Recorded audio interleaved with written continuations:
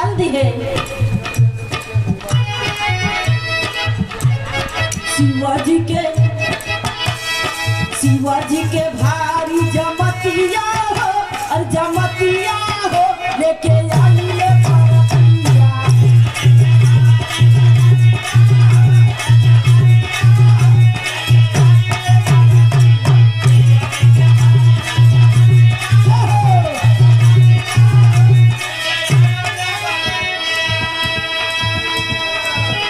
शिव जी के भारी जमतिया हो लेके ले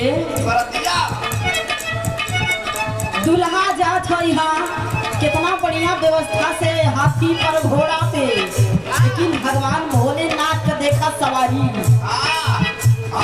नंदी बैल पर कई के सवारी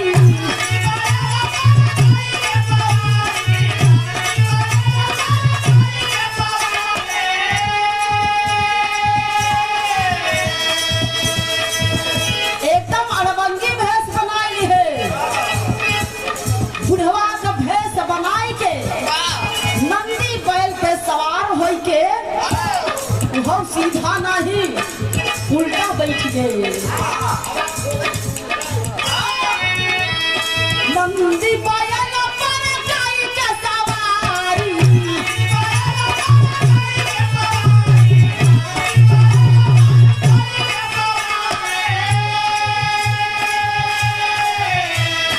आगे पीठ कर पीछे निहारी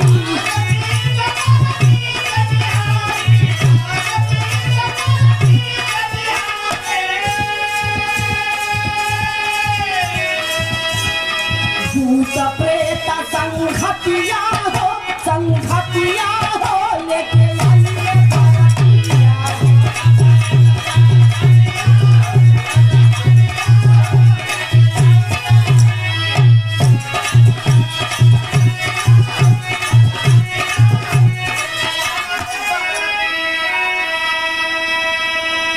इतना विकराल रूप बनाई है कि यहाँ देखा था अगर केहू के बियाह पड़ी जात तो डीजे रोडलाई दूल्हा के पर्सनल बार काटे वाले लगी जाते बार बनावे वाले, लेकिन एकदम रूप विकराल बनाई के भयंकर रूप बनाई के चलते हैं। लेकिन कैसा देखा रूपावा बनाया शिव जी पर विकराला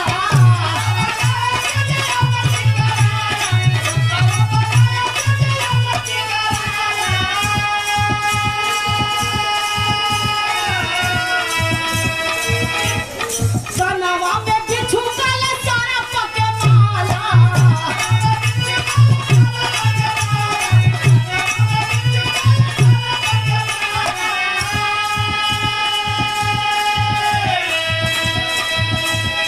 पाँच मुख कैले वही बखतिया हो लेके आइए बरतिया।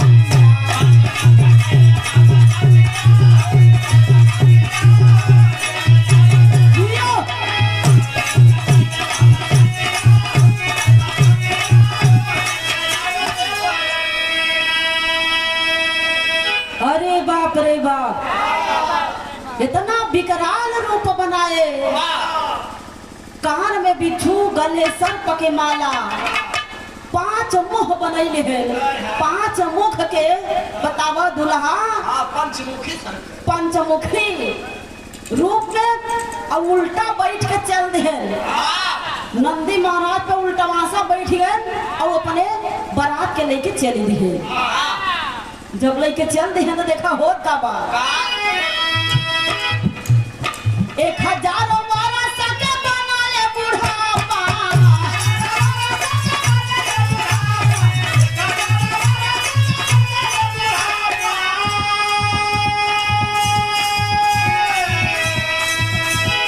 दूल्हा के देखी सब कहै माई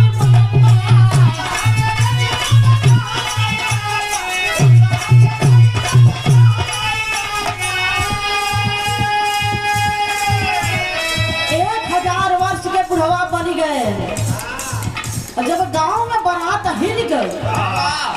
ये देखा भाई, अरे मोर बाप रे बाप, ये आफत इतना भयंकर मनई आए तो कहाँ से आए।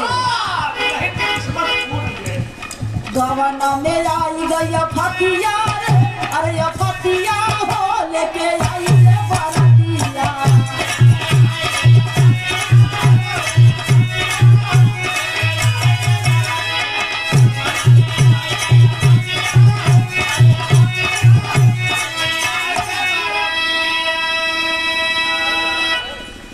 ए भैया इतना नहीं, जब गांव में पहुंच गए तो अपने झोली में से कुल बराती झरझराई के निकाल दे।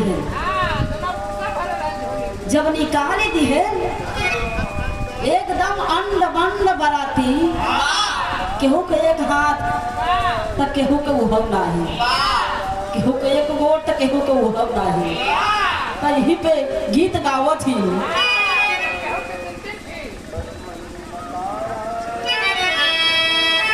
अरे ऐसा बाराती हाना देखा अभी तक दिया करई धक्का। ऐसा बाराती हाना देखा अभी तक दिया।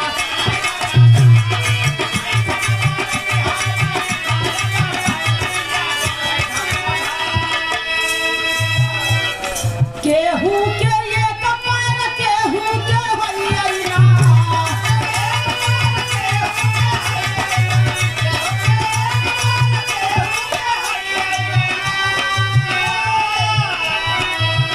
जेकरे हरियाणा,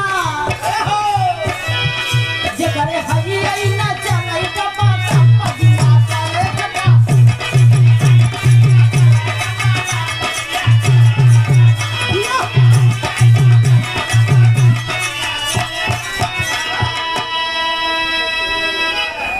इतना बरतिहा रंग बिरंगी लईके भोलेनाथ पहुंच गए ससुरारी में।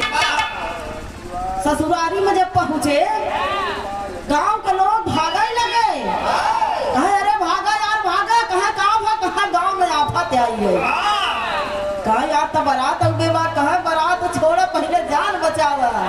देखा था ये कुल शैतान का नहीं कहाँ से आवत है। पर्वत धई के सारे खाई डले ही भाई, कहे तो कहे भागत जा। ए भैया गांव का मनाई सब जाए अपने घर में दरवाजा बंद कर दिए। तो लेकिन जब पहुंचे दरवाजे पर तब देखा होत का बात।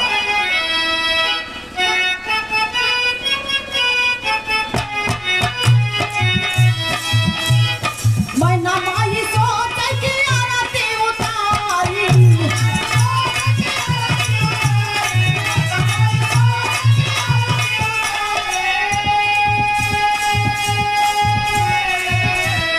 दूल्हा के देख के पवार नहीं मारी, दूल्हा के।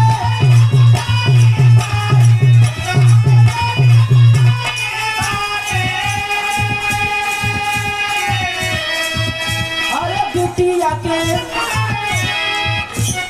बिटिया के फूटल की समतिया हो, की समतिया हो लेके आई रे बरतिया।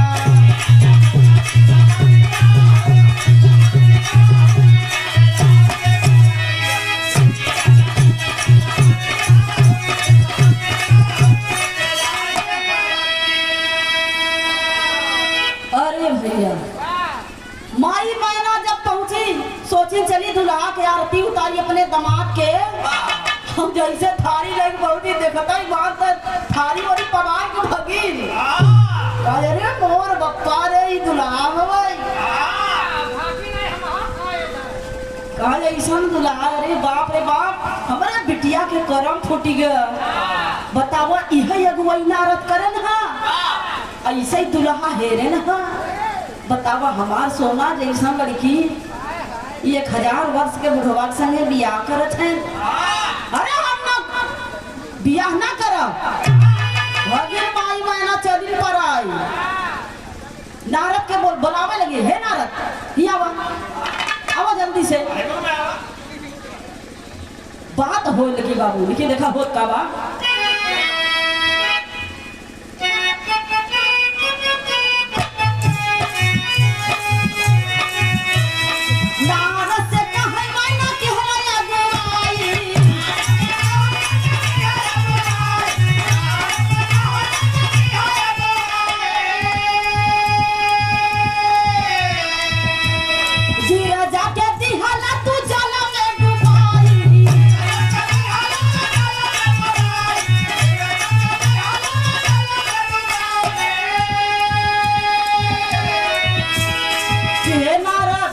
हमरे बिटिया के तो मोड़ काट ले है, तू अगुवाई किया है।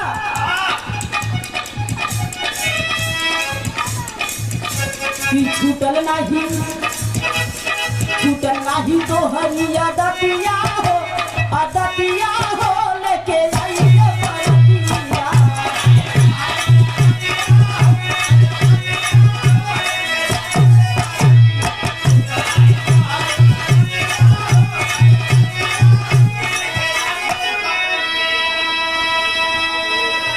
पार्वती के बुला के कहे लगी कि कहो यह दुल्हा पे तू मस्त रहू, इतना दिन तपस्या की हुआ तो मस्त भाई रहो। ए नहीं बुढ़ो के पार्वती कहे मने मने विनती करे लगी है बबराऊ, अरे बेइज्जती भी करवावा। बबराऊ करे करे मुस्कुरात रहा है। हे भोलेनाथ अपन रूप तनी बदला भोलेनाथ, ना तो बड़ी बेइज्जती हो जाए।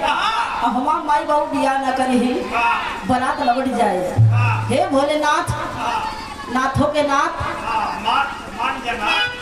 मान जा।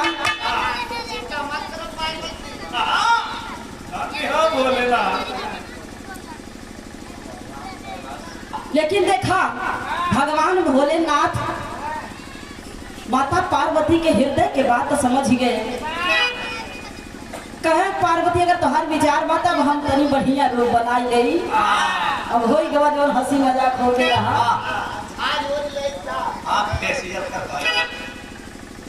कि भोलेनाथ गेरा जाके सुना थारी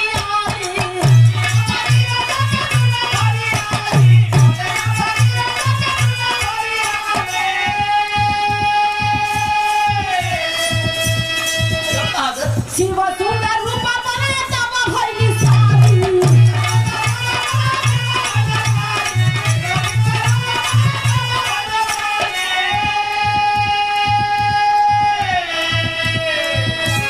मंगल गीता गावैया बरतिया हो लेके आइए बरतिया।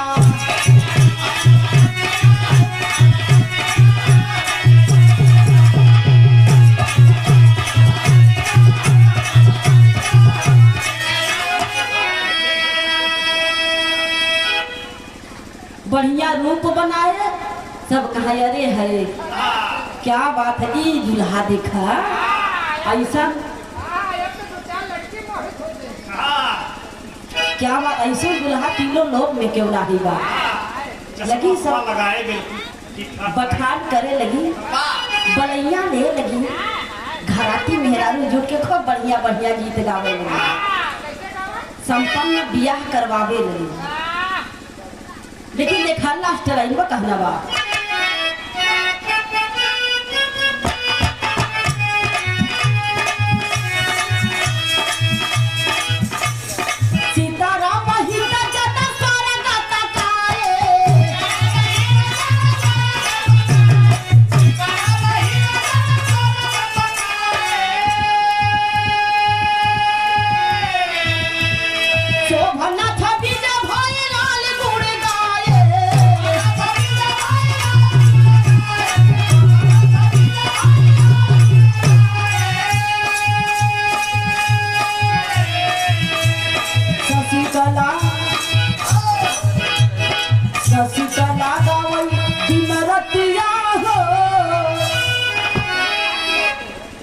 शशि कला गावई दिन रतिया